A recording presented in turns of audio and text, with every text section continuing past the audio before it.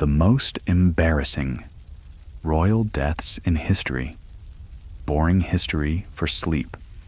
Hey guys, tonight we begin with a royal demise so grotesque, so absurd, that you might never look at overcooked meat or horse saddles the same way again. You're standing in a smoky, candlelit room in Rouen, France. It's September 1087, and King William Wandsor of England, also known as William the Conqueror, is lying motionless on a table that's far too small for his considerable bulk. The man who conquered England and redrew the map of Europe is about to make his final exit in what can only be described as a medieval fireworks display. So, before you get comfortable, take a moment to like the video and subscribe, but only if you genuinely enjoy what I do here. And let me know in the comments where you're watching from and what time it is. I always love seeing where you all tune in from. Now, dim the lights, maybe turn on a fan for that soft background hum, and let's ease into tonight's journey together. You trudge alongside William's funeral procession through the cobbled streets of Caen. The air smells of old incense and horse sweat. The king's corpse is so swollen and distended from internal decay that the soldiers struggle to maneuver him through the church doors. It's not just awkward, it's grotesque. And yet, this is a man who once ruled over both Normandy and England with an iron will and a stomach equally unforgiving. But let's rewind a bit, because the lead up to William's death is just as humiliating as the finale. He was injured in battle, not in some epic clash of armies, but after his horse stumbled while cantering through a burning town. That's right, the conqueror of England was effectively yeeted onto a pommel by a spooked warhorse and ruptured his innards. Historians still argue whether it was the saddle horn or a piece of debris that actually delivered the fatal blow. But one thing's clear. Dignity was not in the room that day. You watch as William is taken to a nearby priory. There, for 6 agonizing weeks, he slowly bloats and rots from the inside.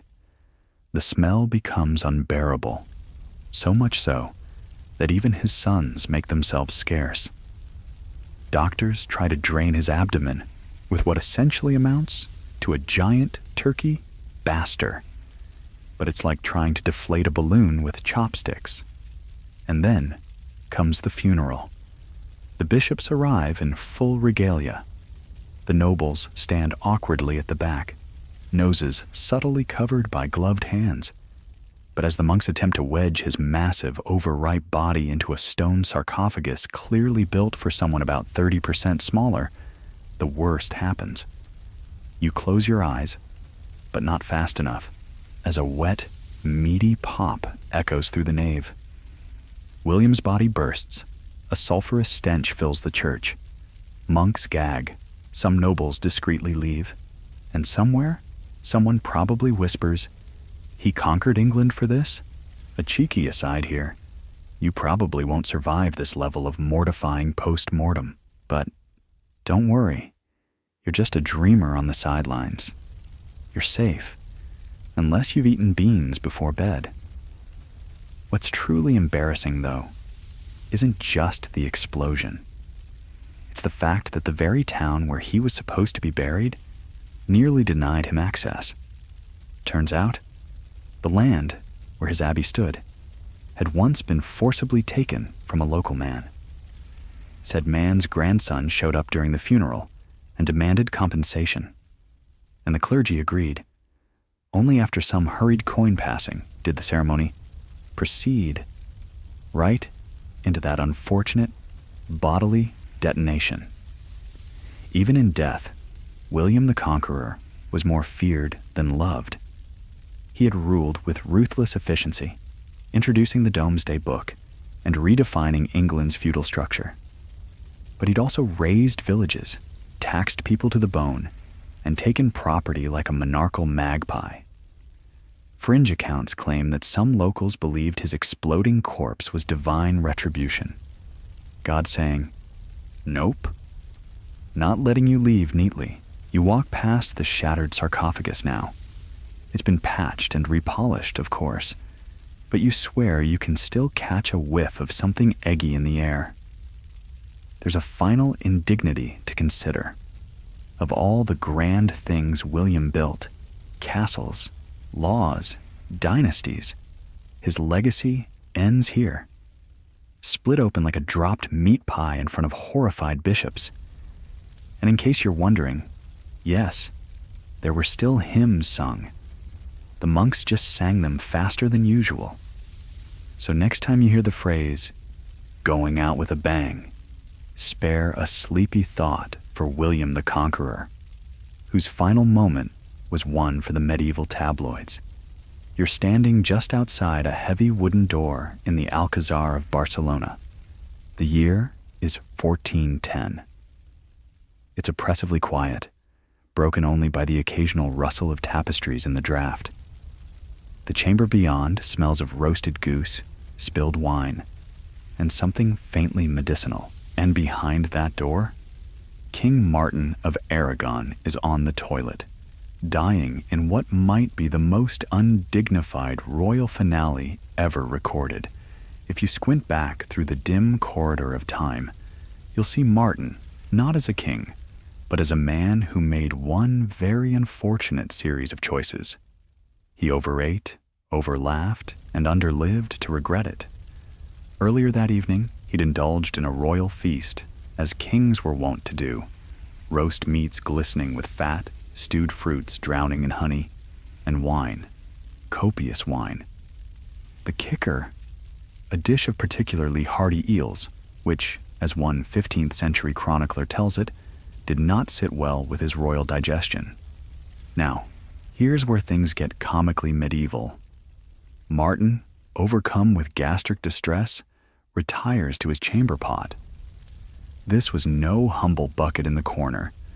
This was a full, throne-like contraption set atop a fine oak platform, because even royal flatulence deserved a stage. And just as he's there, mid-squat, struggling to find relief, a court jester enters, one of Martin's favorites, known for his absurd animal impressions and a particularly rude goose noise. The jester delivers a joke, a brilliant one, something about a pig with wings and a bishop's hat. We don't have the exact wording, but we do know this. It made the king laugh so hard, so violently, that he reportedly fell backwards and expired. Yes, laughed himself to death while on the toilet after a dinner of eels. Historians still argue whether the laughter really did it.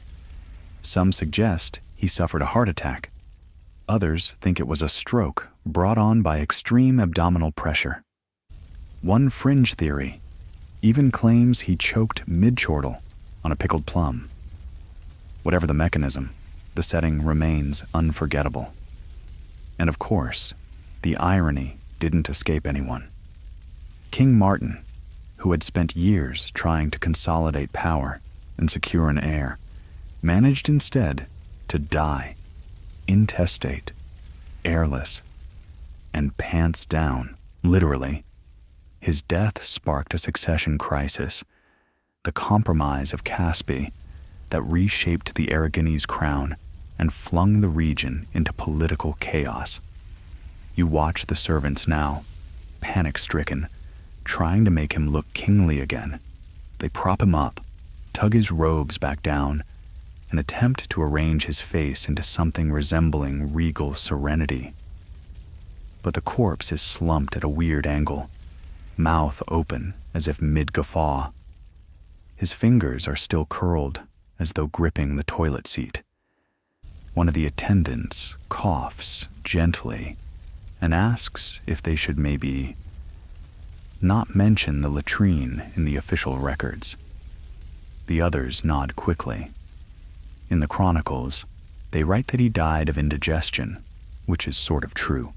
in the way that saying, "The Titanic had a little boating mishap," is sort of true. The laughter gets edited out. So does the eel. But court gossip is faster than ink, and you can imagine the whispers. "Did you hear?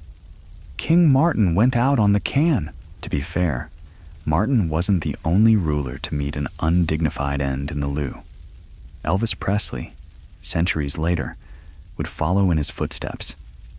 Minus the jester, an ancient Chinese emperor, Qin Shi Huang, rumored to have perished mid-bathroom break during his quest for immortality. But Martin's death has a peculiar texture, equal parts Monty Python and Shakespearean tragedy. He had been a patron of the arts, a relatively just ruler, and a surprisingly good poet. He once described death as a whisper in the folds of time. Unfortunately, in his case, the whisper came with a digestive gurgle. You drift through the stone corridors where his body was carried out, now clothed in perfumed linen, head awkwardly tilted from rigor mortis. Nobles bow low, though some can't meet his gaze. Not out of grief, but because they're desperately trying not to laugh. One odd detail? According to fringe reports from a foreign envoy present that day, a second jester may have snuck into the chamber later and made an offhand remark about having killed the king. Was it true? Probably not. But you can almost hear the punchline echoing through history.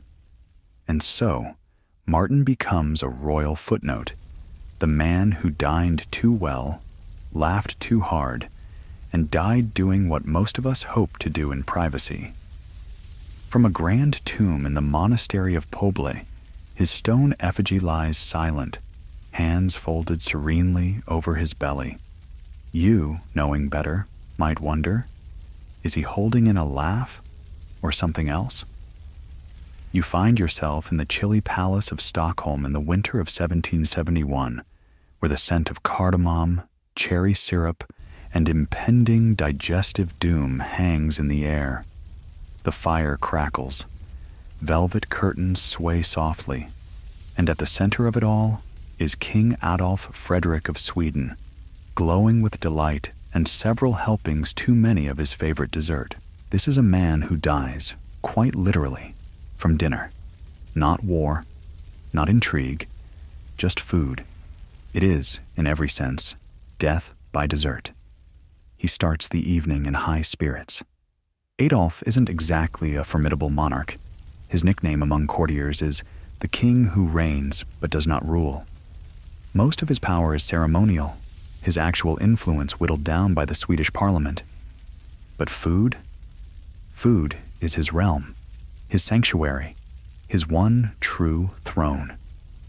Tonight, he indulges like a man trying to outrun mortality with sugar and cream.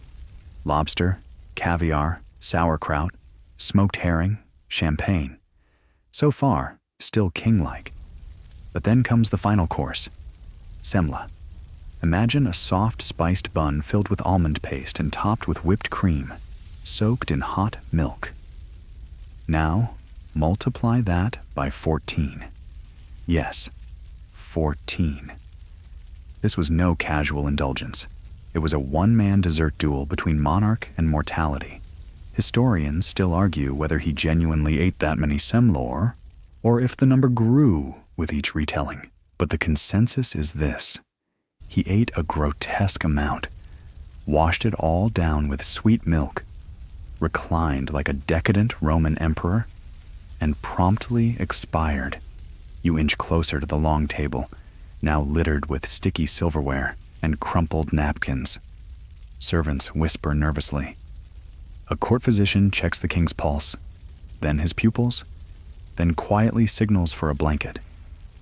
The official cause of death? Overconsumption. Rarely has a death certificate read more like a menu. And while that might sound quaint, let's be real. His body likely gave out from a heart attack or stroke, triggered by extreme indigestion and possibly undiagnosed hypertension. One fringe theory, whispered but never confirmed, suggests he may have suffered from a severe case of gastric torsion, where the stomach quite literally twists itself in a knot. Try coming back from that after 14 semlor. Still, you can't help but admire the commitment. Adolf Frederick, in his own sugar-drenched way, achieved a level of hedonism that many only dream of. He went out full, not emotionally, literally. The most surreal part? His death sparked a weird wave of public sympathy. Yes, even kings who contribute very little can become posthumous folk heroes, especially if they die face first in whipped cream. In Sweden, the semla took on near mythic status.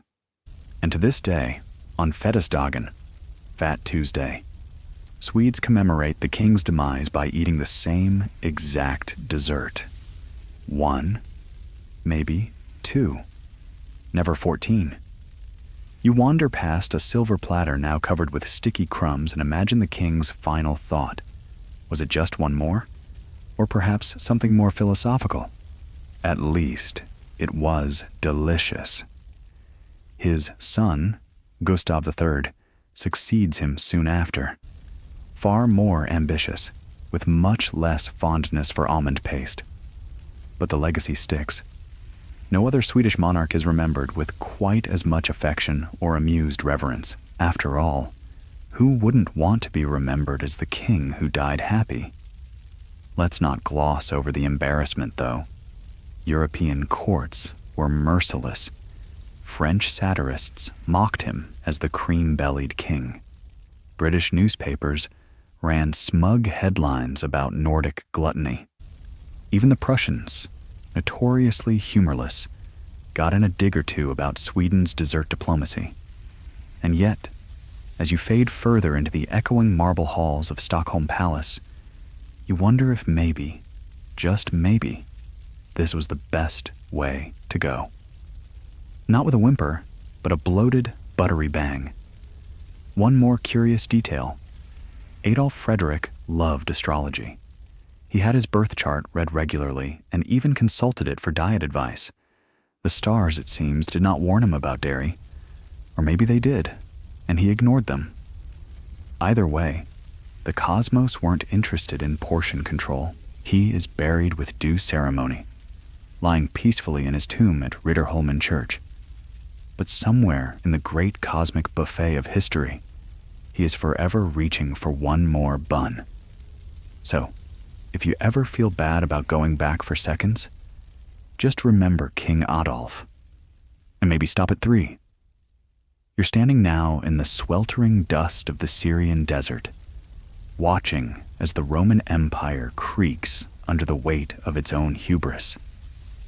It's the mid-3rd century, and a figure you've probably never heard of, but absolutely should've, is about to suffer one of the most humiliating royal ends in world history.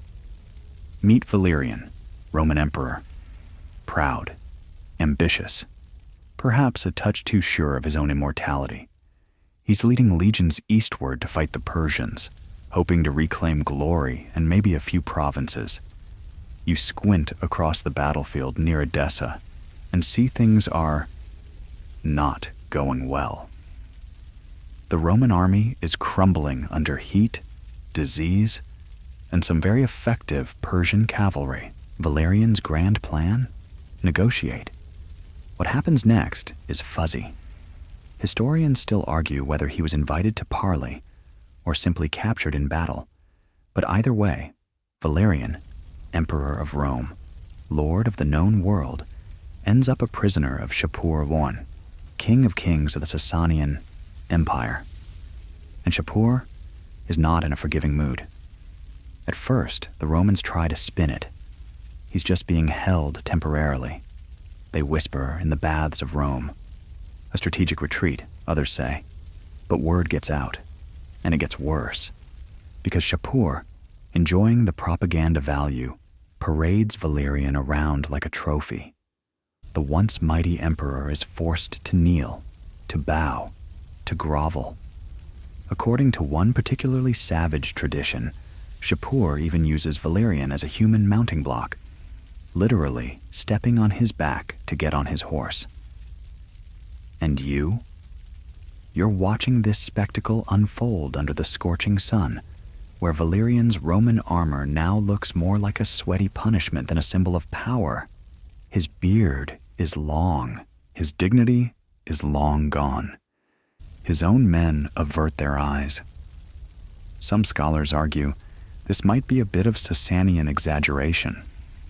Maybe Valerian was treated better, held in relatively comfortable captivity. There's even a theory that he was used to help construct a city called Bishapur, like some high-ranking indentured architect. But none of these alternatives are what stuck in history's teeth. Because what really stuck, what echoed for centuries, was the ending. Valerian never returns to Rome. He dies in captivity, likely of illness or exhaustion. But Persian accounts go darker, much darker. One version has Shapur flaying him alive and stuffing his skin with straw. Yes, like a grotesque taxidermy project.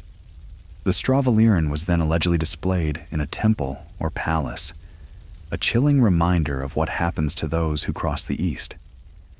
It sounds insane, over the top, almost too theatrical to be real. And yet, you stand there, watching generations of Romans squirm under the shame of it. No emperor before or after Valerian was ever taken alive. The optics were catastrophic.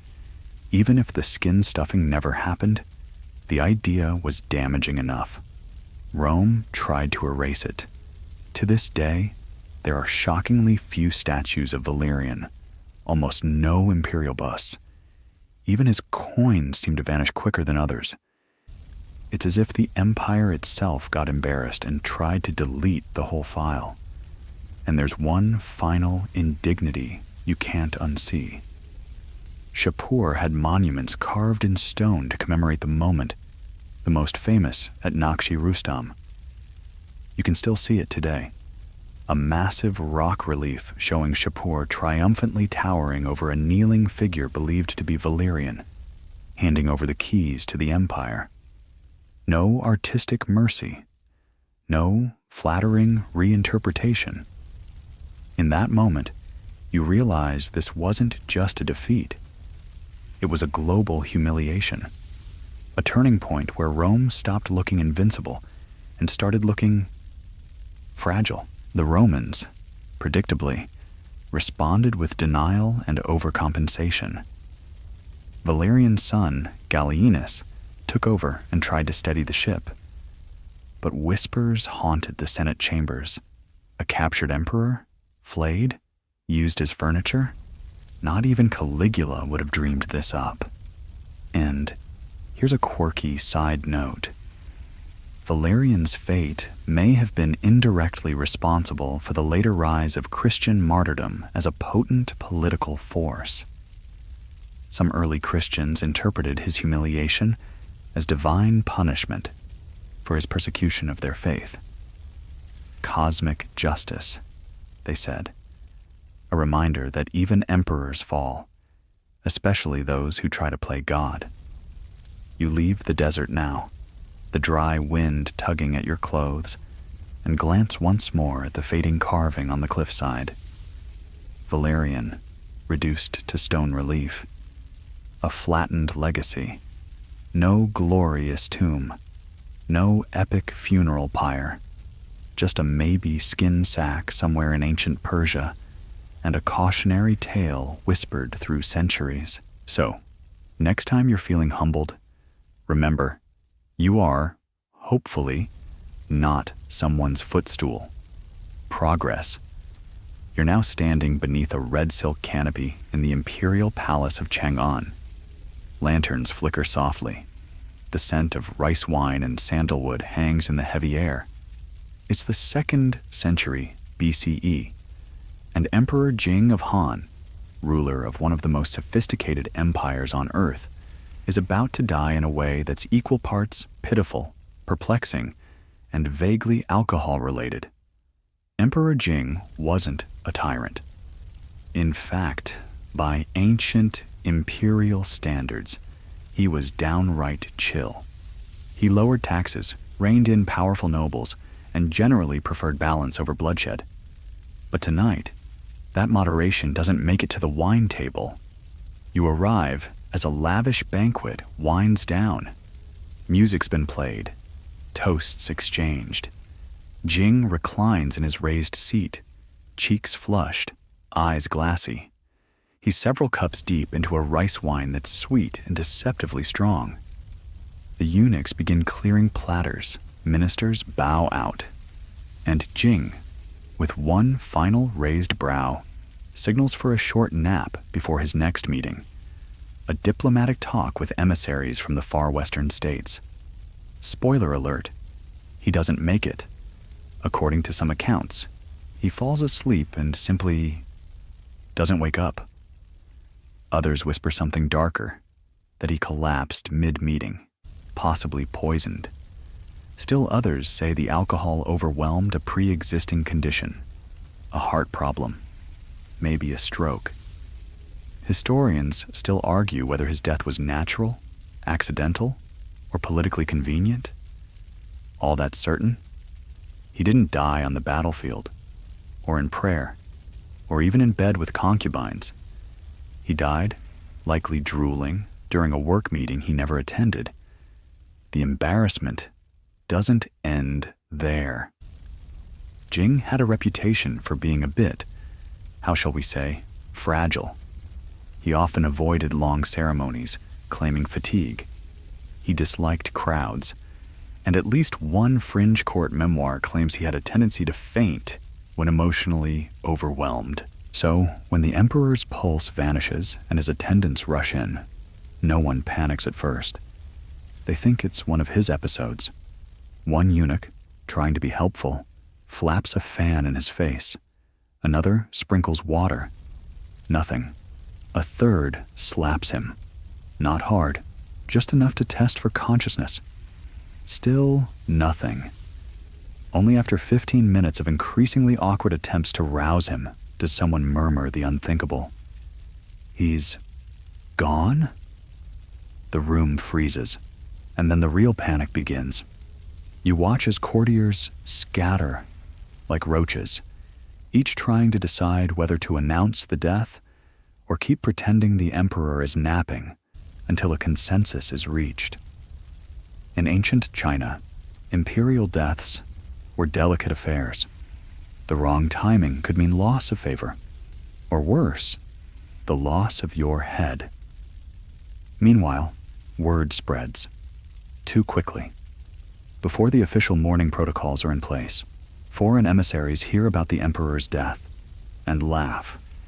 He drank himself to sleep. Permanently, one reportedly says, at a peace summit. To outsiders, it looked weak. To insiders, it looked worse. It's not that drinking was taboo, far from it, but losing control in public, that was humiliating, especially for someone whose legacy was built on Confucian ideals of restraint, balance, and order. This wasn't just a bad end. It was a philosophical contradiction in a silk robe. There's a fringe theory that suggests Jing might have been poisoned, not by an enemy, but by overzealous ministers who thought he was slipping into paranoia or illness and feared political instability. It's not widely accepted, but the timing was convenient. He'd been arguing with his mother, the Dowager Empress, over succession plans. His chosen heir wasn't exactly popular, and some of the reforms he'd been drafting would have dramatically reduced noble power. You glide quietly past the lacquered throne where his body still rests, slumped slightly forward, his wine cup rolling lazily across the floor. Someone finally dares to cover him with a ceremonial robe, though the gesture feels more for show than respect. The funeral, when it finally happens, is stiff, forced. His own son, the soon-to-be Emperor Wu, delivers a eulogy that carefully avoids any mention of wine, sleep, or peace talks. Just a vague reference to a quiet passing under heaven's watch. You exit the palace through a stone archway, past scholars murmuring about omens and celestial patterns. One court astrologer claims the emperor's death was foretold by a red moon and a dream involving a dragon eating itself. Another insists it was the fault of a misaligned ancestral tablet, too close to the cooking fire, he says. Whether it was divine irony, digestive miscalculation, or a suspiciously timed nap, Emperor Jing's passing was more punchline than parable. And the lesson? Maybe it's this. If you're an emperor known for modesty and wisdom, don't go out drooling into a rice pillow mid-diplomacy. Posterity will be cruel. The halls of the Hotel Saint-Paul in medieval Paris echo with whispers tonight. You walk slowly past flickering torchlight and velvet drapes that fail to muffle the panic behind closed doors. Guards pace nervously. Courtiers pretend to be calm. And inside, one grand chamber, sits a man who no longer believes he is entirely human. This is Charles VI of France, known not by accident as Charles the Mad. But madness alone is not his undoing. No, it's his bizarre, slow-motion collapse into mental and physical fragility, and one very peculiar belief that will turn his final years into one long, embarrassing decline toward death. You step quietly into the royal apartments. The scent of lavender oil hangs in the air, meant to soothe him. The king sits stiffly on a throne, clad in padded robes not for fashion, but for protection. Because Charles believes, truly, deeply, that he is made of glass. He will not let anyone touch him. He refuses to move too quickly, for fear he might shatter. Sometimes he wears iron rods sewn into his clothes to reinforce his frame. You watch a servant kneel to speak with him, only to be met with a trembling command. Step back, or you'll break me. Historians still argue whether this was classic schizophrenia, bipolar disorder, or some yet undefined dissociative condition. But one thing's certain. No other king ruled so long under such a veil of delusion. And yet, for decades, Charles does technically remain king. His advisors run the country. His wife, Isabeau of Bavaria, and his brother, the Duke of Orleans, fight over influence. And France? France begins to fall apart. The 100 Years' War drags on. Factions split the court, all while Charles totters around the palace like a fragile ornament no one knows where to put. One court chronicler records that Charles, during one of his clear periods, was horrified by what he remembered. Other times, he thought he was St. George. Once, he murdered 4 of his own knights in a frenzied attack in the forest, believing they were traitors or demons, depending on the source. But it's the glass delusion that sticks. In fact, Charles isn't alone. This strange belief, called glass delusion, pops up among European elites in the late medieval period, almost like a psychological fashion trend. One Spanish prince feared turning into a bottle. A Dutch scholar refused to sit down unless the chair had pillows arranged like clouds. But Charles was its poster child. And here's the quirky bit. While most people with this delusion feared breaking, Charles also feared melting. On hot days, he refused to go outside, convinced he'd soften like wax and flow into the cracks of the flagstones. You pause now, picturing a royal entourage with parasols and water boys, not to keep him cool, but to keep him solid.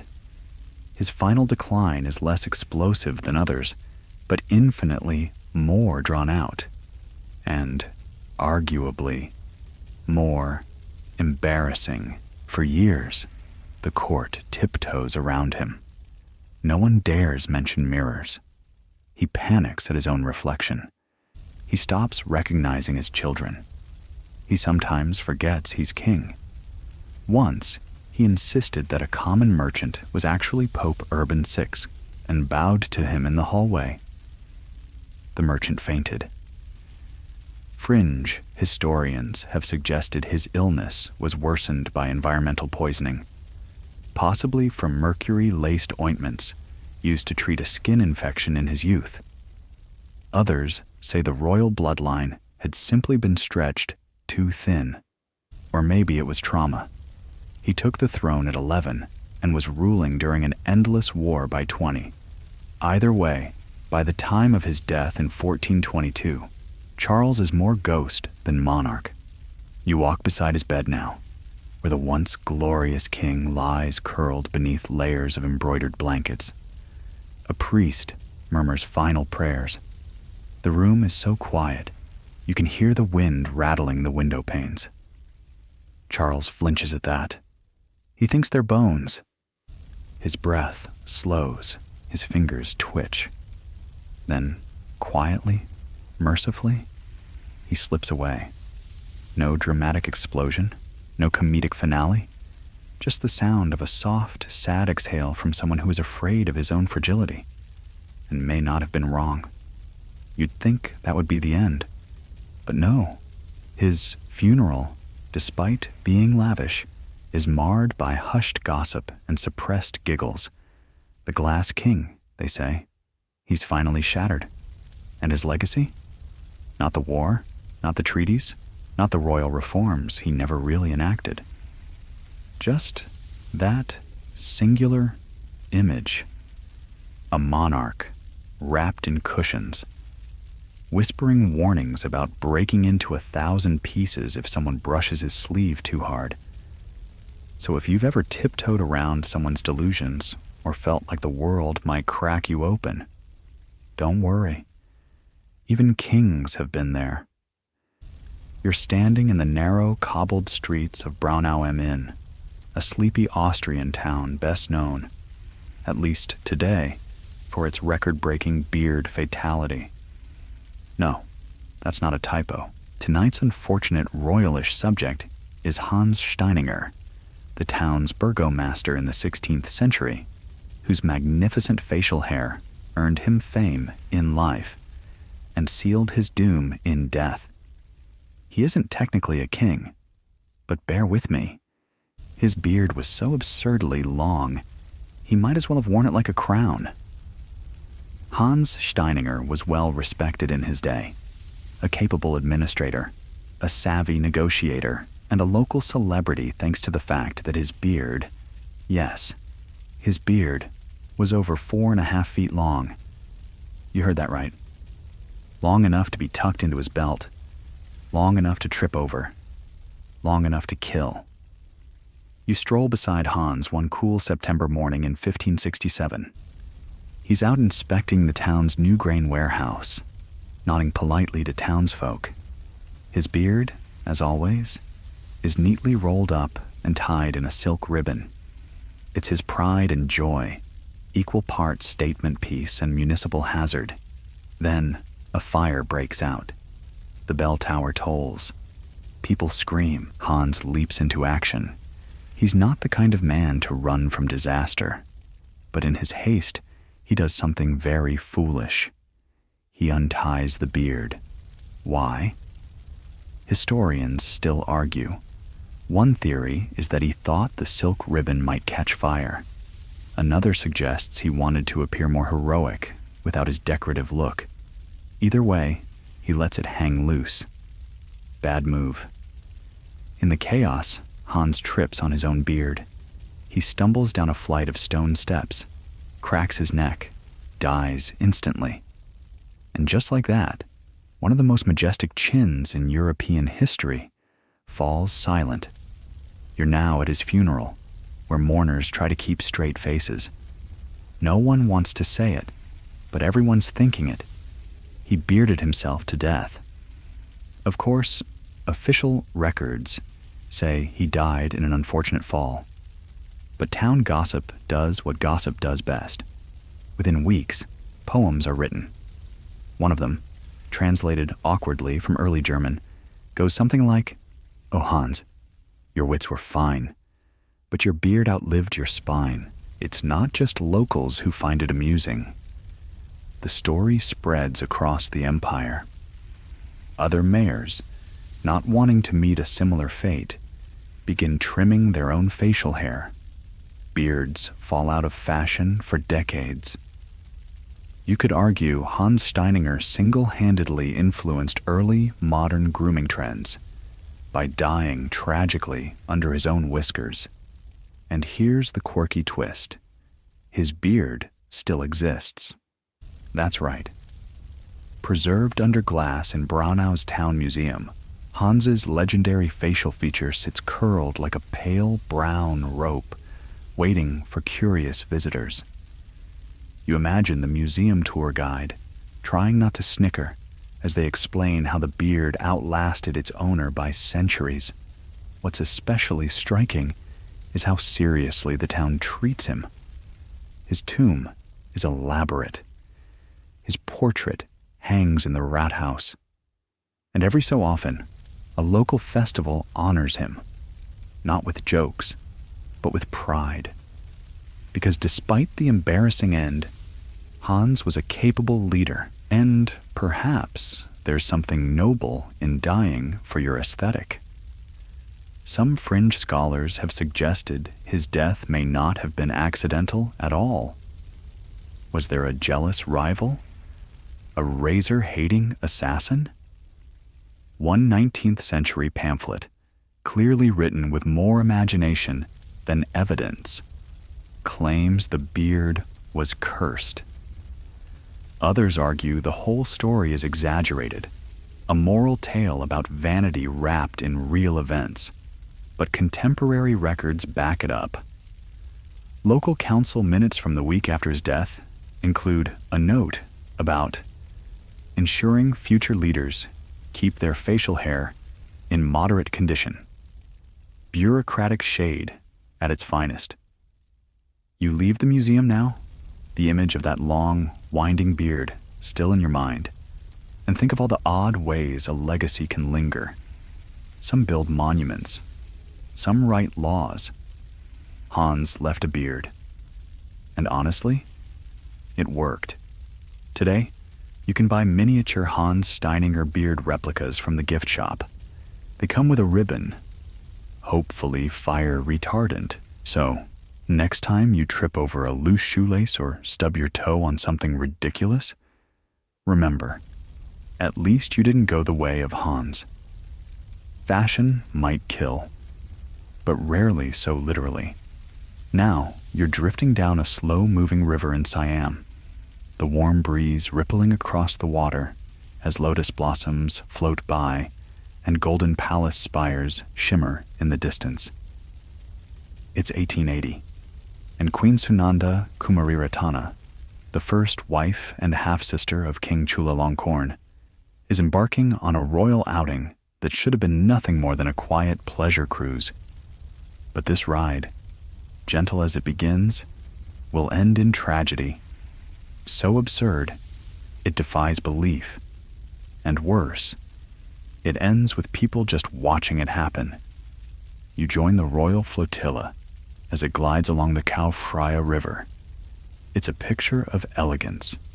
The Queen's barge is gilded, carved with ornate Naga serpents, and manned by rows of oarsmen in ceremonial attire.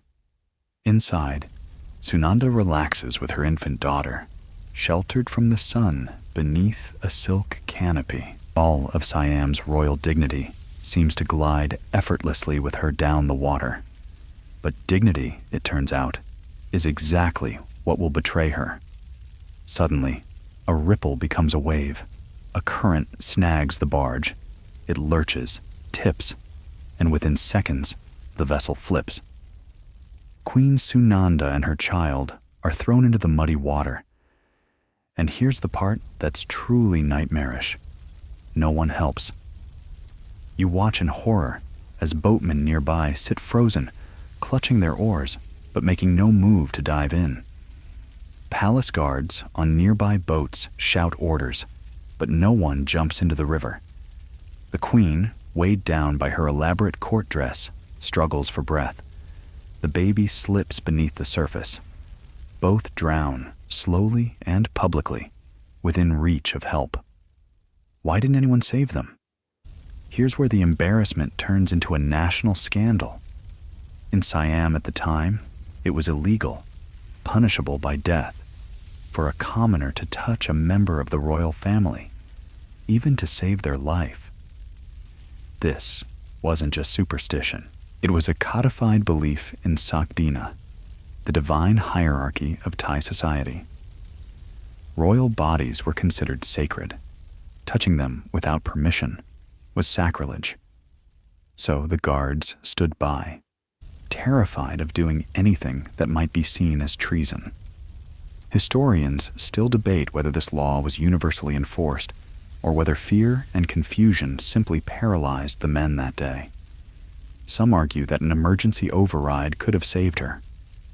Others suggest the queen herself, a stickler for decorum, would have rebuked any man who dared dive in.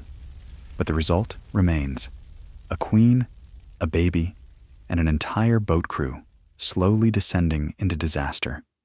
Because protocol said so. You're now back in the royal palace, where King Chulalongkorn receives the news. The man who had spent much of his reign modernizing Siam, abolishing slavery, and westernizing court life, is shattered. In his grief, he reportedly exclaims, "My queen died because we have too much reverence and not enough reason." He orders immediate changes. The taboo is softened.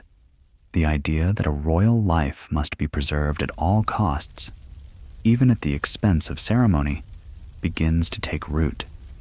But that doesn't undo the humiliation. Foreign papers seize on the story. British journalists call it the queen who drowned in honor. French cartoonists depict Siamese nobles frozen on riverbanks, umbrellas raised in place of rescue. Even today, the event is remembered not only for its sorrow, but for its sheer, baffling absurdity. You return now to the banks of the Chao Phraya, where a memorial marks the spot. It's beautiful, of course. White marble, golden trim, offerings of jasmine and incense. But the silence around it is heavy. Locals still speak of Queen Sananda with reverence, but also with discomfort. Hers is a legacy wrapped in grace and tragedy, and tied in a corset of etiquette so tight it killed her. Here's the fringe tidbit. Some whispered that the accident wasn't so accidental, that perhaps someone had sabotaged the barge or manipulated the current. But nothing ever stuck. No evidence emerged. And even if foul play were possible, the greater truth remains. She might have survived, if only someone had reached out. And that's what makes it all so tragically embarrassing. Not the fall, not the drowning, but the watching, the helpless obedience to a rule so rigid it outweighed compassion. So next time you hear the phrase, "death by red tape," remember Queen Sunanda, whose royal dignity was so fiercely protected that it couldn't be saved. You're now surrounded by the humid, humming air of Athens, though not the one with Socrates and marble columns. This is 1920s Greece, and it's not philosophy that's in fashion, it's political chaos. And as you stroll past the palace gardens, past soldiers adjusting their collars and ministers arguing behind fans, you notice that things are unusually tense. Why? Because the king, King Alexander I, is dying from a monkey bite. You heard that right. Not a metaphor, not an assassin's nickname, an actual monkey. let's rewind a bit. Alexander wasn't supposed to be king in the first place. He was the middle son, a royal spare. But World War I turned everything upside down. His father, King Constantine Timory, was exiled due to his pro-German sympathies. His older brother was deemed politically toxic. So the Allies, in their infinite imperial wisdom, decided to install Alexander as a sort of placeholder king. Young, moderate, and presumably easy to manage. You imagine the job interview. Do you have experience ruling? No. Perfect. And to be fair, Alexander does his best. He's earnest, diplomatic, marries a commoner, another scandal, named Aspasia Manos, whom the court tries to erase from the records because she didn't have the right bloodline. But the young king perseveres, caught between factions and foreign powers, with the whole country watching and waiting. Then comes the monkey. You follow him out to the royal gardens in late September 1920. It's quiet, peaceful. He's strolling with his dog, maybe enjoying a moment of solitude. But then, out of nowhere, the dog lunges toward a monkey, one of several kept on the grounds by a palace caretaker. The monkey fights back. Another monkey joins in, and in the chaos, the king tries to intervene. Big mistake.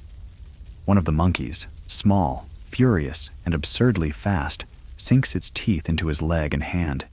He's bitten, deep. He shakes it off. The dog's barking, gardeners are yelling, and Alexander, embarrassed, insists he's fine. He's not. Infection sets in almost immediately. You watch the swelling, the fever, the discoloration creeping up his leg. Doctors arrive, but it's too late. Antibiotics don't exist yet. The wound turns septic. Within days, he's confined to bed. By mid-October, he's delirious. By the end of the month, he's dead. At 27, killed by a monkey defending its monkey friend. Historians still argue how the infection progressed so quickly. Some suggest the monkey bite triggered an unusual immune reaction, or that the palace tried to hide the severity until it was too late. But what no one argues is how absurd it all was.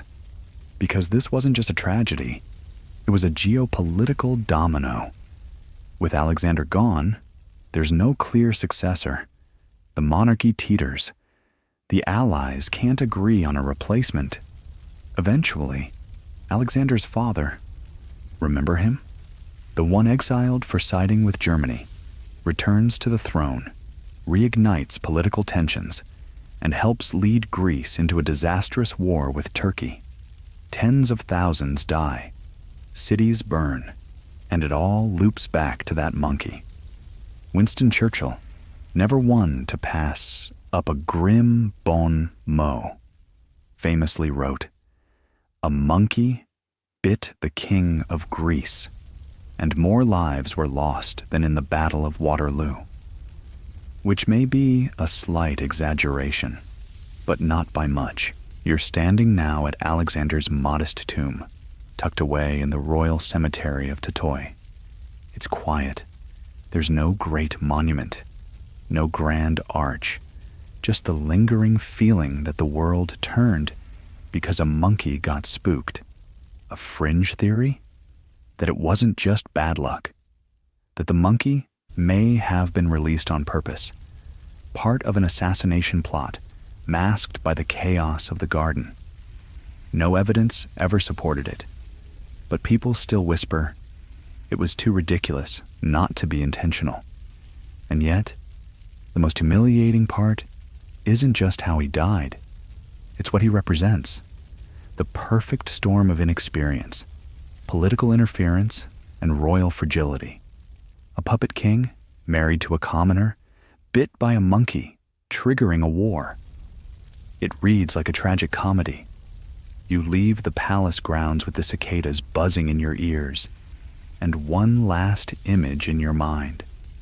A young king, bleeding through his trousers, swatting at a monkey with one hand while trying to maintain composure with the other. Royalty, reduced to farce. So next time your day is going badly, remember, it could always be worse. You could be the king whose reign and country fell apart because a monkey bit your leg. Now you drift south into the Caribbean heat, past the crumbling colonial mansions and mango-laced breezes of early 19th century Haiti. The year is 1820, and the man you're about to meet, King Henri Christophe, is both magnificent and doomed. His end is loud, lonely, and so preposterously theatrical that even Shakespeare might have paused to say, "Bit much, isn't it?" Henri Christophe was no ordinary monarch. Born enslaved, he fought in the American Revolution, rose through the ranks during the Haitian Revolution, and eventually declared himself king of the newly founded Kingdom of Haiti. Not president, not general, king, complete with royal titles, a lavish court, powdered wigs, and a palace named Sans Souci, which, despite the name meaning carefree, was anything but. And Christophe, he took his kingship very seriously. You wander now through his marble halls, where footmen in military finery clack heels and powdered nobles fan themselves with peacock feathers. He's turned his kingdom into a pageant of European grandeur, minus the European diplomacy. Gold buttons, royal decrees, a nobility with invented titles like Duke of Marmalade. Yes, that actually happened. But here's the thing about dressing like Louis XIV in the tropics while ruling a poor, overtaxed population.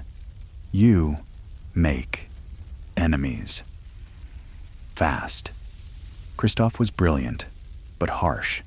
He instituted forced labor programs to build his dream citadel in the mountains, La Citadelle La Ferrière, a fortress so massive and remote it looks like it was carved out of the mountain by angry gods. Workers toiled and died by the thousands. And when the complaints rose, he silenced them. Brutally. Over time, discontent simmers into rebellion. By 1820, it boils as you walk beside his throne room. Whispers fill the corridors. 2 of his top generals have defected. Troops mutiny. Peasants rally. Even the royal court is looking sideways. But Christophe, he's paralyzed, literally. Weeks before, he suffered a stroke. Now half his body doesn't respond. His speech is slurred.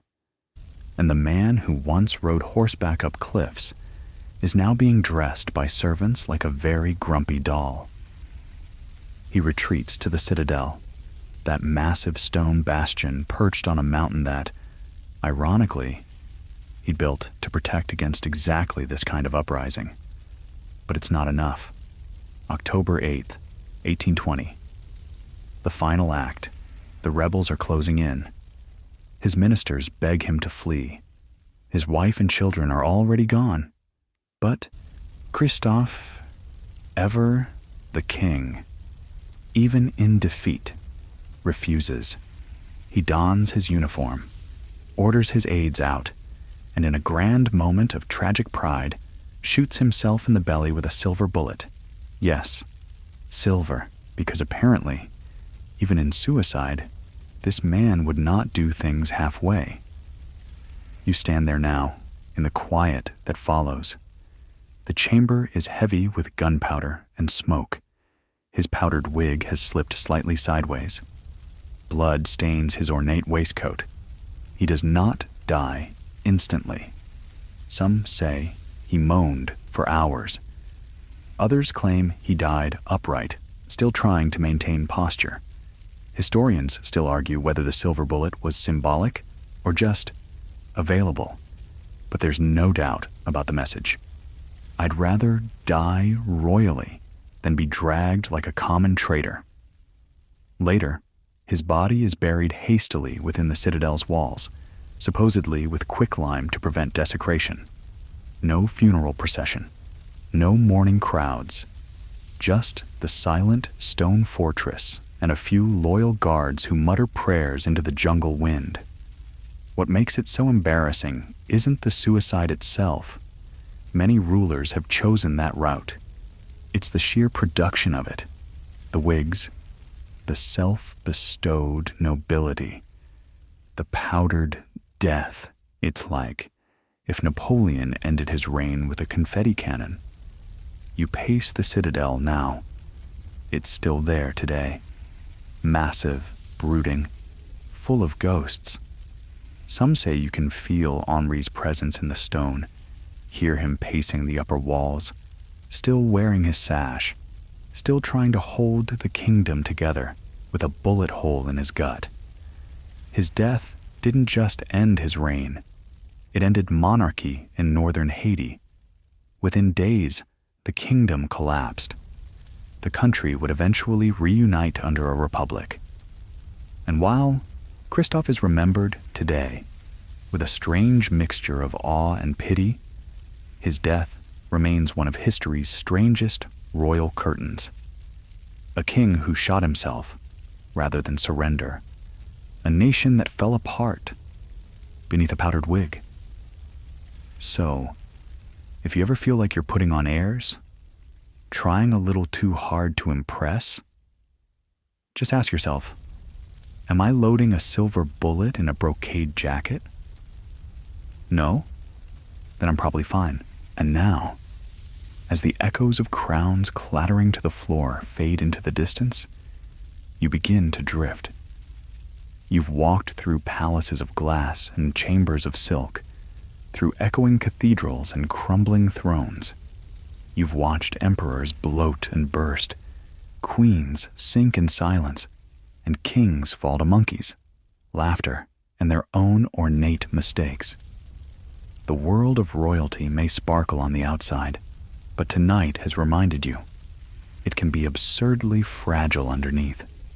Let that absurdity comfort you now, because in the end, whether wrapped in ermine or flannel, everyone must bow to time, even those who believed themselves invincible, especially them. Let your thoughts soften like candlelight on polished marble. Picture Charles Zegelor. Curtine named Binar. Velvet covers, whispering not to be touched. Imagine Queen Sunanda's barge rocking gently before the river calms again. Hear the far-off clang of monkey chatter fading under palace walls, and somewhere, a dessert plate still spins gently across a royal dining table. No need to remember who ruled where or when, just the gentle, ridiculous truth that even those with scepters sometimes slip on banana peels, or, in Hans Steininger's case, beard hair. You're floating now, not through history, but through hush. The empires are quiet. The battles are long over. The marble tombs are cool and still. Let the world shrink to the rustle of soft sheets, the whisper of a breeze through curtains, the soft ticking of your own steady breath. You're not a king. You're not a queen. You're something far better tonight. A traveler at rest, free from legacy, free from ceremony, free to dream without consequence. Sleep now. The court is dismissed